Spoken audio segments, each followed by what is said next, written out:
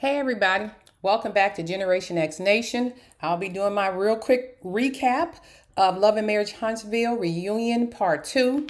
But before we get started, I want to take the time to thank each and every person that has actually subscribed to my channel. Again, I appreciate each and every one of you guys. And it has been a long journey. And honestly, I didn't even think I would get 200 subscribers. So I'm almost there. I appreciate it. Like, share, subscribe. At Generation X Nation, I try to look at things from a different angle. I know there's 1,000 content creators out there who covered this particular show. I'm a little older, so I try to look at things from different angles. So my commentary may be a little different, and sometimes it's the same as other people. I try not to listen to other people before I do my commentary. After I set it up and submit it, then I'll go and listen and see if some people had the same thoughts I did. So we're going to get started on this reunion part 2 of Love and Marriage Huntsville. Of course, it starts out with the continuing discussion with Melody and Kimmy gets into this big shouting match about people basically do what Melody says, and if you don't like what she says, then we have a meeting about it, and she's going to talk about it when she wants to talk about it, and not when Mel wants to talk about it. And Melody kind of shut her down. And, not shut her down, but just said, hey, when you told me you didn't want to discuss it no more, I closed the conversation. I deaded it. I didn't want to talk about it anymore. That's what you said. Kimmy, for some reason, wouldn't let that rest. But I noticed Letitia and Destiny just constantly giggling and looking at each other. And if you go back and look at it, you'll see them kind of giving each other the eye and laughing during the conversation. And then at some point, Destiny stepped in and said something, and Melanie said, I'm talking to Kimmy, because it seemed like Destiny wanted to get in that conversation and start her little rant against Mel. So Mel went on and, she said what she had to say. But what was confusing to me was, according to Melody, her and Kimmy had a conversation prior to this reunion, and apparently they had squashed all this. So I do understand her reaction on the stage when Kimmy just going off, and she's like, what in the world is going on? So once again, it does seem like a little setup to me. Destiny started talking about show some decorum. While you over here giggling and laughing while they're talking, where's the decorum at there? Marceau was saying, gather her up, gather her up. I was a little confused, but I'm thinking he was trying to, you know, make sure Melody was remained calm and was telling somebody to, you better get your girl Destiny over there because she over there clowning. I think that's what he was meaning by that. I just found it all weird that everybody had to pitch in on that particular conversation. Kimmy was adamant about, we'll talk about it when I want to talk about it. But you didn't want to talk about it. So why is it a big thing now? If she deaded the conversation, said, I understand, I won't talk about it, won't bring it up. The producers wanted me to bring it up. And then she told you we don't have to talk about it if you don't want to. Why are you on a reunion stage acting like you want to talk about it and y'all really didn't say anything anyway? So it didn't make sense to me. But if that's what you needed to do to get your airtime, Kimmy, kudos to you. Then Carlos kind of ended it by saying, hey, you guys, aren't friends, I guess, but y'all in a good space and y'all have mutual respect for each other. So then the topic went to Melody and Nial. And Melody was explaining about how her and Nial had the conversation at the house, and she was, laughing about you're my mentor, and she started laughing, and things like that. And then Nial went on to say that her feelings was hurt, that she did feel like she had mentored her, and she said she was upset for 6 weeks at what Mel had said about not being her mentor. I don't understand. 6 weeks is like a month and a half. So for 6 weeks, you shut down for 6 weeks and you was upset over that comment instead of just correcting it right then. Maybe the day or two later, saying, "Hey, Mel, I know what you said back then when we had this conversation, but I felt a certain way about what you said, because in my mind, I thought I was really mentoring you. And I didn't know that it didn't mean that to you. You hold a grudge for 6 weeks at somebody who's supposed to be your friend. I kind of, I kind of, it just didn't make sense to me. Now, I will say this, and I know some people may not like this comment. I think Mel at that time didn't take it seriously when they were in the kitchen at her house, and maybe, maybe being a little petty, I don't know, but I think that really was why Nell was hurt. And Nell generally, she genuinely seemed like she was hurt by that. And as she was repeating it on the stage, you could see you getting a little teary eyed. So that moment, I did feel a little sorry for Mel. I mean for Nell, but Mel, for some reason, she didn't accept that. She didn't catch that. She kind of just said her feelings are her feelings, and she left it at that. Um, and maybe she should have said, I didn't mean no harm to you, Miss Nail, but I didn't know it was that deep to you. Because sometimes people just having conversations, you can think you're mentoring them because maybe you're older. And a lot of times they just need a shoulder to not say cry on, but just somebody to let it out to at that moment. Like when you get a phone call from one of your friends or family members and they going through something, and the situation probably ain't gonna get too much better or change, but they just need to vent. And maybe that's what she was using Nail for. Just somebody to vent to in that moment, because I had to get it out so I can release it and feel better. I think maybe that's what Melody was doing.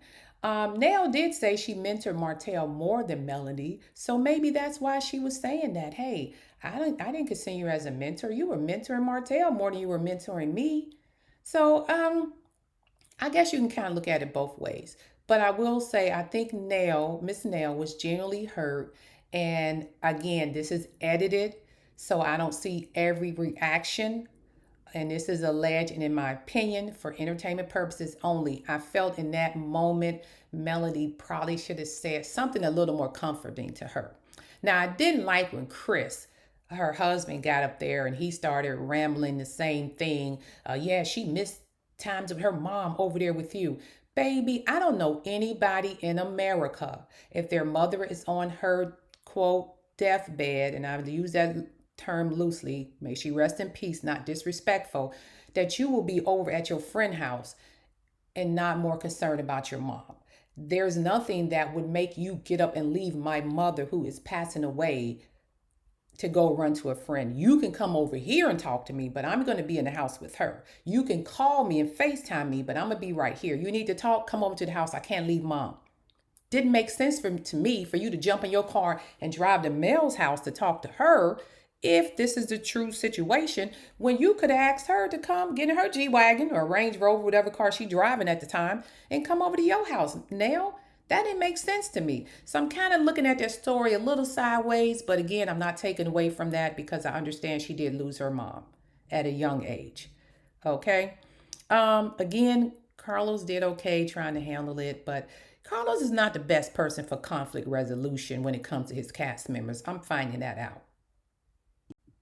So during the break, they had the producer Marcus go in the back, and he first goes in there and talks to Marceau and Tisha. So that's where the gathering comment came from when he was on stage. He was saying that Mel gets very defensive and she likes to gather people up when they do stuff wrong, but she's defensive and doesn't acknowledge when she does or says anything wrong and doesn't want to talk about it. So they saying she doesn't own anything that she does, and she doesn't care about, I guess, other people's feelings. Then he goes over to Mel's room and he talks with her about what's happening. And Melody instantly, just like the rest of us, noticed the negative energy. She knows how the seating charts are set up.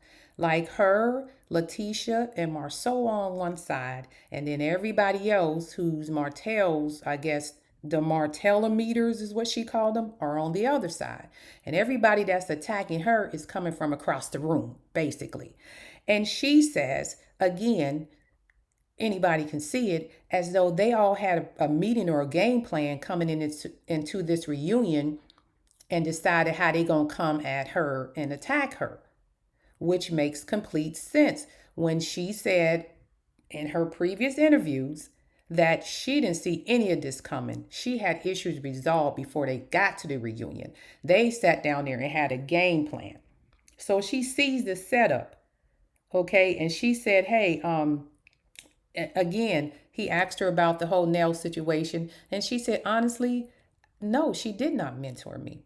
And I guess Mel is going to stick in that. And he said, well, can you understand her feelings, whatever? And she said, yes, but I never told her to come over to my house and leave her mom to come talk to me, which is exactly what I was saying. Why would somebody tell somebody to leave their parent that they know is doesn't have much time left on this earth to come talk to me like I'm more important than your mom? I just don't see Melody doing something like that. Or maybe Miss Nell didn't say, hey, I'm sitting here with my mom. Maybe she said, okay, I'm on my way. Maybe she wants to be the fixer. I don't know. It's just not making sense. And again, this is alleged, in my opinion, and for entertainment purposes only. But I also keep in mind that scenes are being edited. So we're not getting the real picture. So before people get upset about it, make sure we don't see everything. They cut a lot of stuff out. But I do agree with her in this part. I didn't tell you to get up and come over here to see me. Maybe she could have just talked to her on the phone, like I said before. FaceTime her or tell Mel, hey Mel, come over here. If you're okay to drive, come over here. We can have a conversation. So I get it. Again, Carlos, they're not really good with conflict resolution. But moving on. Okay, the next scene is Nial and Destiny and Chris Fletcher talking about her relationship with their son Lance. Okay, and this is gonna be real quick. Apparently, Destiny don't want nobody to know how old she is, but we pretty much gathered that together, Destiny. We know you at least 40. So let's just, if Martell is 40 and y'all quote unquote went to high school together, and him and LeBerg knew each other from way back in the day, you're all in the same age group. Just stop with the, you know, I'm not 42. When the show aired, the first season that the whole family was on there, and they uh, uh, put Lance on the screen, and we seen him for the first time. Very handsome young man. I think he was 31 at that time. So if you're 9 years older than him, that would put you at 40 something, because that was at least 2 years ago. So we can stop with the I'm not 40. Okay, Destiny? It's okay to be 40. You live to be 40. Some people don't make it that far. Stop acting like it's a big thing. As far as how deep the relationship is, as you can see, Destiny's like casual dating her son. At least that's what she's saying at the time. Remind you, this is filmed in October. They may not be together now. And I don't think, I think Nell and Chris are starting to see a different side of Destiny, and they don't think she's the best fit for their son. They don't want to say it out loud, but again, we can look at body language and just the little codes they're talking in. We can tell that they don't think Destiny is the best for their son. Um, she also said something, they mentioned something about Destiny being daughter-in-law material, and they said they can't say no about it right now, but not wanting her in the family, but they don't think she's ready. But again, the ultimate decision is up to their son Lance. Also, we just need to, I'm just going to do it real quick of Destiny's body count. Now, Destiny was married to LeBerg. She dated Moses, allegedly dated Kimmy's son, or liked Kimmy's son, or had googly eyes for him. And then she dated Lance, and there's always a question mark with Martell. And that's just the ones that we know about. So I'm not saying anything, date, do what you want to do, Destiny, but be careful when you're throwing digs at other women on the show and accusing them of doing stuff. And your track record ain't looking that clean. And at the end of the day, Carlos did make a comment and he kind of cleared it all up. Destiny, I don't think they want you to be, married to their son or part of their family, whatever he said. And I'm assuming Destiny got that. But moving on, that's Destiny. Then we get to Sunny. Sunny comes out in her red dress, has a seat, Carlos introduced her as the most controversial person who had all these things online negative about her. When she walks out there, of course, everybody has that look on their face like, oh Lord, here comes Sunny. Like they really don't care for her. I'm sure Sunny picked up the vibe. Then he goes into this thing about, you were talked about online. People thought you was, a bad person for what you did. You broke girl code. You crossed the line. Asked her how she felt. Sonny said, those people need to mind their business. Moses was an ex-boyfriend, not a current. I put current in there. She didn't say current, but she said he was an ex-boyfriend, and that they didn't need to make sure they hear the whole story and stop judging. Uh, and then she went on to say, we had a working relationship, and she did meet Moses through Destiny, but they didn't know each other. They just spoke and moved on. But Sonny did say that she told Moses that you need to reach out to Destiny and let her know what was going on.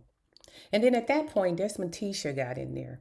And Letitia said, hey, if my friend was dating a dude, I'm not going to date that dude. When I met Marceau, I asked all of my girlfriends, do you know him? Have you dated him? Blase, blase.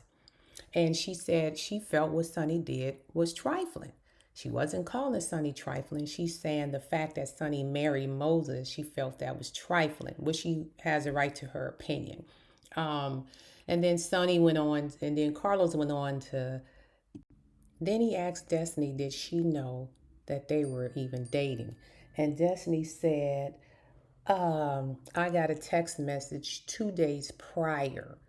And I guess about time she opened a text message up to let her know what was going on, they were already married. So I guess that's the shocker that Destiny got. Then Carlos goes to say, do you think Moses married Sonny as a scheme to hurt you? And Destiny had the mitigated gall to say, uh, yeah, because she's the only person that can get Moses back on this platform. And at that time, Melody started laughing, Sonny looking crazy, everybody looking at her. And Melody and Carlos turns over to Melody and says, hey, what's so funny, Mel? And she says, which makes sense. Why would you marry? You telling me somebody conspired a conspiracy theory to marry another person? Marriage is a legal, it's a legal document. A marriage license, that's a legal document. To come to get back on, to move to Huntsville, to get back on the show just to make you mad? When they could be, in my opinion, they could be living their happy life in St. Louis. That didn't even make sense. But Destiny really believes she is that relevant in this man's life or this lady's life. Now, he maybe dated Sonny to make her jealous. I don't know. But to go as far as to marry a person to get on TV, that just doesn't make sense to me. So she, in her mind, she believed that is the reason that he married Sonny. And then she said, and I know that's true because y'all got together back in July and created this storyline. Now, I don't know about you guys, but I do follow Mel on Instagram and TikTok. She's pretty busy. Like, she's always somewhere doing something. I don't ever remember her ever posting or being in the St. Louis area. And I don't know, maybe they flew down to Huntsville and went to her house on the hill and had a conversation. But that doesn't give me something that she would sit down and tell somebody, hey, marry this dude, come back to Huntsville and y'all can be on the show. That is so far fetched to me in my brain. But in Destiny brain, it is reality. Because some people live in an alternate universe. That's how I looked at that when she said it. Then Carlos had to step in and say, no, no, no. No, that's not what happened. And he went on to say he found out about it. He invited them on the show. Melody did not know that they were coming to the podcast. He had to clean all of that up because, once again, what is a reunion without pointing everything that's going on in your life, in your world that's wrong? What is a reunion without pointing back at Melody to say it's their fault? It's her fault. Excuse me. It's her fault. Everybody else on that seat somewhere, Think about it. Kimmy and Maurice, it's Melody's fault. Then we go over to Nial and Chris. It's Melody's fault. We already know Martell gonna point the finger at Melody. We don't have to say that. And they all on that same side. And then here goes Destiny. It's Melody's fault that Sonny and Moses got married to make her jealous and move back to Huntsville to be on the show. Make that make sense. Say it out loud, people. Say it out loud. That's why I can't with Destiny. I try to get that girl grace sometime, but some of the stuff that comes out of her mouth, I just don't understand. But moving right along, Carlos went on to admit that he was the one that orchestrated their return to the show. He was the one that orchestrated her coming to the podcast. Mel didn't even know she was coming, but not one time did Destiny say, my bag, I was wrong, I apologize for that. Because that's too much like right. It's too much like being humble, having some humility, showing some grace to Mel. That would never happen. So she just flew on past that. Yeah, and let me back up because they did mention a thing about Sonny putting is it Mari to do the DNA test? One of those Mari Povich pictures up, I guess, on her social media, alluding to Destiny's paternity issue. And what I'm going to say about that is wrong. Everybody jumped down Sonny's throat. You shouldn't have done that. Kids are off limits, yada, yada, yada. But I want to refresh y'all memory. At the Madani relaunch in the original season, I think it was maybe season 2 or something around there, 1 or 2, when Destiny was originally on the show. And that scene inside of her Madani where Melody showed up to support her and her mom came, Miss Van. Remember when they got into the disagreement right before the fight that happened outside, and Melody was walking out, and Miss Van and Destiny told Miss Van, go and, about pimping your daughter out. And then Miss Wanda told Martell, you need to check the DNA on that last baby. So why it was so off limits for Sonny to even throw that picture up there, and she threw it up there admittedly for shade, because she felt like, hey, I'm tired of you talking about me every Monday on your Mental Mondays. And we all know she talks about Sonny Moses and Melody every Monday. Nobody else on the cast. I don't watch the show, but that's what they hear. Hear clips of it. I've never tuned into a whole complete episode of it. But I didn't see that energy at the reunion after that particular thing took place, where they were saying kids are off limits. Why did you do that? No, you brought Miss Betty out there. She chewed out Melody. You brought Miss Wanda out there who chewed out Melody. Nobody ever apologized for that. So if kids was off limits, we was throwing kid jokes in season 1 and 2. They were saying nasty slanderous stuff about people's children, and nobody fought to say leave Melody kids off of it. But I do remember she told Martell, check the DNA. And I can go, and anybody can question me what you want. I can go back to the man, pull the episode up, and play exactly when she said it. So just a little food for thought. Where was that energy then? But now it's a big energy. I'm not saying Sonny was right. She should never brought that picture out. But moving on. That's when Carlos tried to resolve the issue. He told Sonny she did come across kind of harsh, and when she first got on the show, he went on to talk about Destiny and Stormy's initial meeting and how they didn't like each other, and now they're best friends.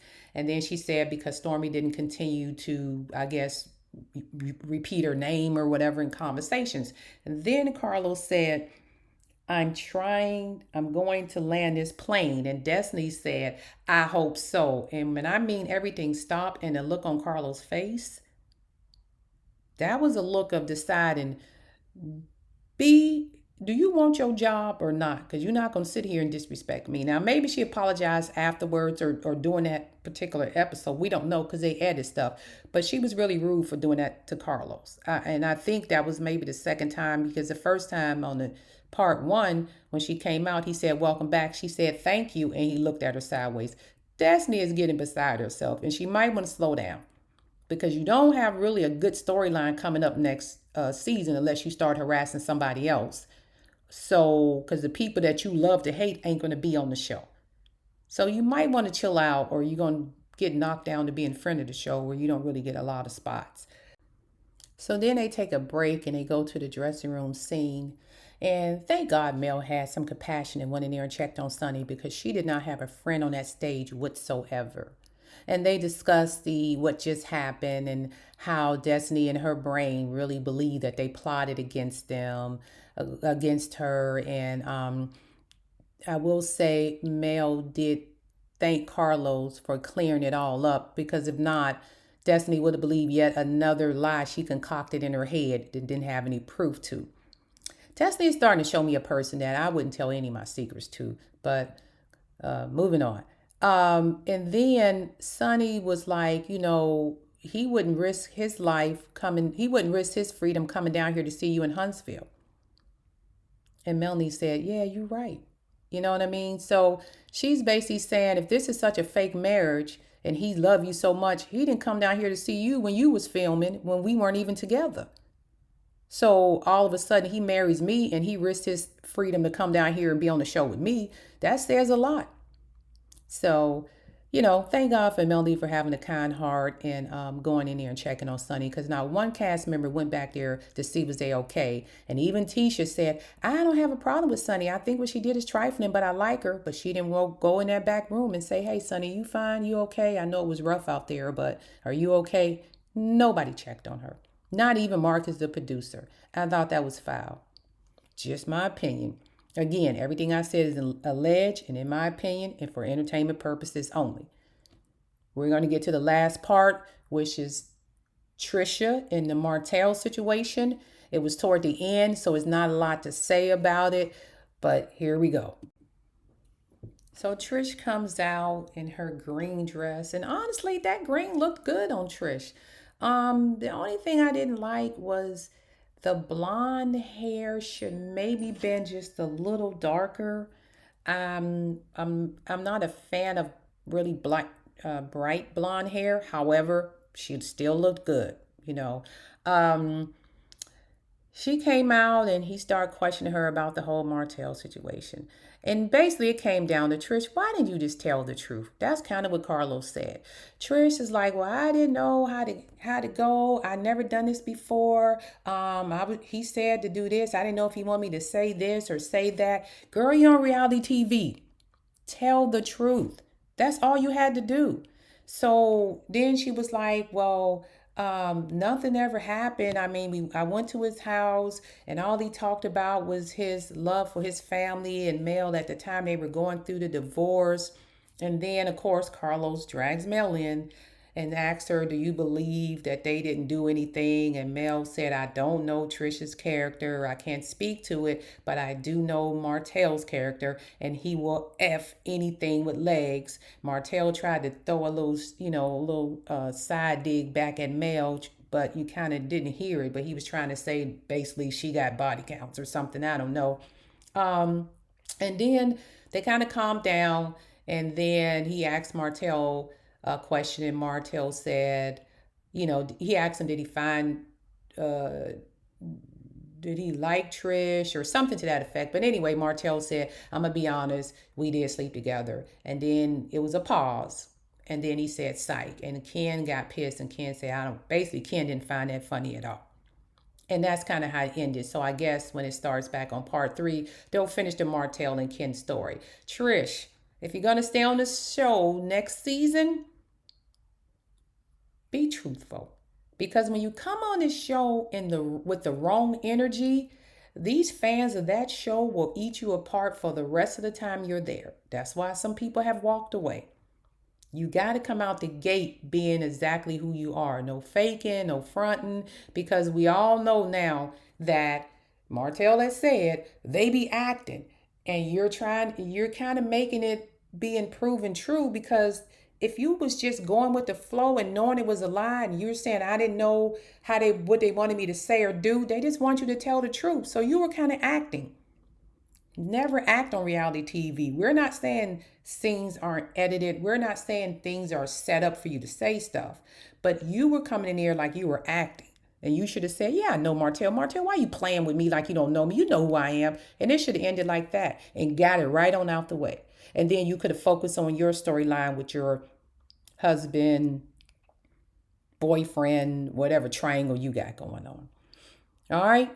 So that's my commentary, my take on Love and Marriage Huntsville. I tried to be a little bit more detailed this time because there was a lot going on in this particular episode versus the first part one, the reunion. And I wanted to kind of cover everything just from the way my brain see it. Again, everything I said is alleged, in my opinion, and for entertainment purposes only. I will say alleged, and in my opinion, which we all are entitled to. Doesn't mean it's right or wrong. It's just how I see it. That's what you give me from the television screen, what I see, how I feel, the body language I see, and then I comment on that. Doesn't mean that it's true, doesn't mean that it's false. It's basically what they give me. Okay, as I always say, I don't have a dog in this fight. Okay, I just like talking about the show. With that being said, you guys have a great rest of your day. And please like and subscribe to the channel. Like and subscribe to the channel. I appreciate each and every one of you people who are rocking with me, listening to my stuff. I know I don't post a lot, but I like to post when I see stuff that's interesting and I want to talk about. I'm not the type of person that's going to be posting 5, 6, 11 times a week. I just don't have time for that. But I do like to post things that I feel are interesting, so it makes it a better read when you guys do see my stuff come up.